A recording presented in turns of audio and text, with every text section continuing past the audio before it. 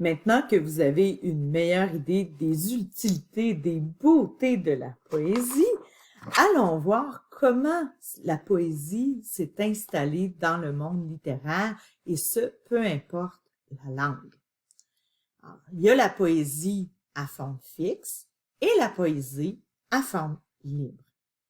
Sublime la rime, eh bien, ça nous amène à des poèmes à forme fixe. Ils sont nombreux, dont la ballade avec 2 L, le lait, le rondeau, le rondel, le haïku, qui est un poème japonais qui fonctionne, lui, par syllabe. Alors, il sera composé de façon maximale de 17 syllabes qui seront divisées ainsi, 5 syllabes dans le premier vers, 7 syllabes dans le deuxième vers et 5 syllabes dans le troisième vers.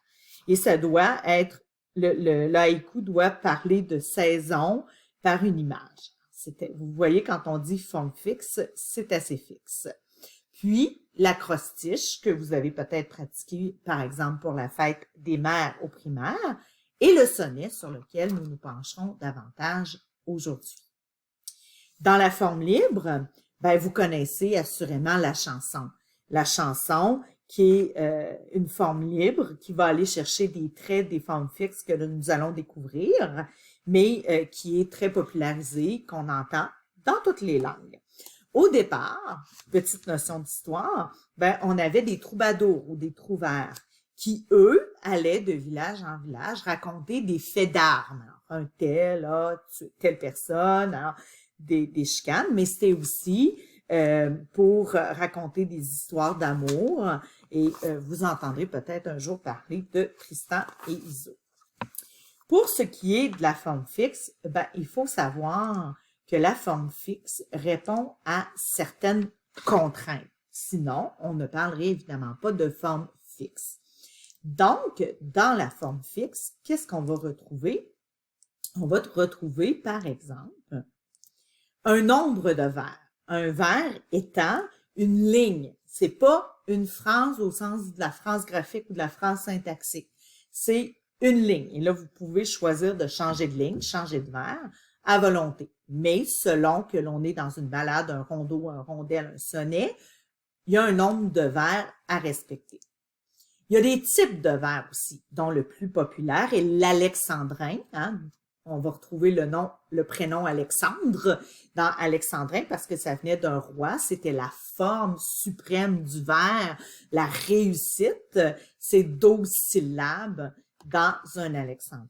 On aura aussi des types de strophes. Alors, si on a 4 vers dans une strophe, on parle de quatrain. Quand on en a 3, on parle de tercet. Et il y a plusieurs noms pour le nombre de strophes. Il y aura aussi la qualité des rimes. Alors, on peut avoir des rimes riches, des rimes pauvres, des rimes très riches, des rimes léonines. Alors, il y a toute une hiérarchie dans la qualité des rimes selon le nombre de sons qui est semblable entre les deux mots qui riment. On a aussi la disposition des rimes, parce qu'on peut avoir les rimes qui se suivent. Alors, ça se termine en T. T, ben AA, yon, yon, bébé, ou on peut les croiser T-yon, T-yon. Et évidemment, il y aura aussi des contraintes sur le sujet abordé. Si vous souhaitez aller plus loin dans cet élément-là, ben, Alloprof vous offre beaucoup d'éléments. Et nous, ce qu'on va aller étudier aujourd'hui particulièrement, c'est le sonnet. Et ce que nous dit Alloprof, c'est que le sonnet est l'une des formes poétiques et classiques les plus strictes de la poésie. Alors, voici les règles strictes de la poésie. Du sonnet, on doit compter dans le sonnet 14 vers.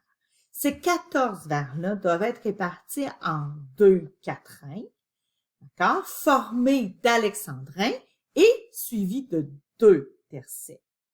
Les rimes doivent être disposées de façon encadrée, donc la rime A, B, B, A, B, B, A, et se terminer en C, C, D, E, D, E. Donc, vous comprenez qu'il y aura une 2, 3, 4, 5 rimes différentes dans un sonnet.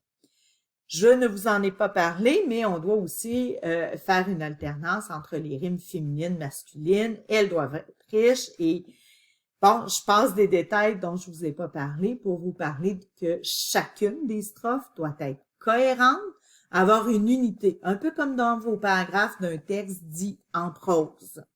Hein? On peut pas compléter notre idée dans le paragraphe suivant, c'est dans une strophe, l'idée est complète. Et la fin va nous servir à faire une chute. Donc, le vers final va clore le poème de manière à marquer fortement le lecteur. Un peu comme si c'était une nouvelle littéraire. Il n'y a pas, entre guillemets, de punch, mais il y a quand même une réponse qui est donnée là. Et il faut que le sonnet soit cohérent et ait une signification. Alors, ça vous résume ce que c'est qu'un sonnet.